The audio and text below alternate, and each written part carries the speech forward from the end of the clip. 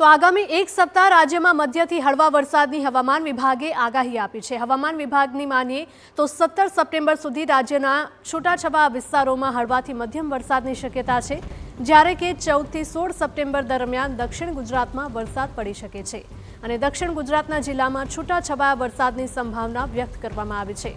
તો ભારે વરસાદની શક્યતા ઘટતા દરિયાકાંઠા પરનું સિગ્નલ પણ હટાવી લેવાયું છે।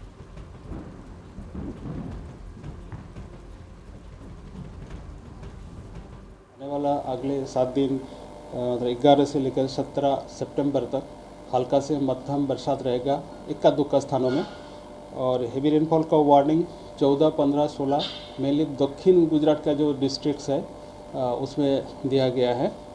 आइसोलेटेड प्लेसेस में हेवी रेनफॉल वार्निंग रहेगा येलो कलर के साथ। अभी जो फिशरमैन वार्निंग अभी कोई नहीं है, अगले 5 दिन के लिए कोई फिशरमैन वार्निंग नहीं है। तो हाल माछीमारों माटे कोई पण प्रकारनी चेतवणी जाहिर नहीं कराई, ज्यारे बीजी तरफ वरसाद बंद थता राज्यना महत्तम तापमान में 1 થી 2 डिग्रीना वधारानी पण शक्यता सेवाई रही है। भેજને લીધે વહેલી સવારે વાતાવરણમાં ધુમ્મસ પણ જોવા મળી શકે।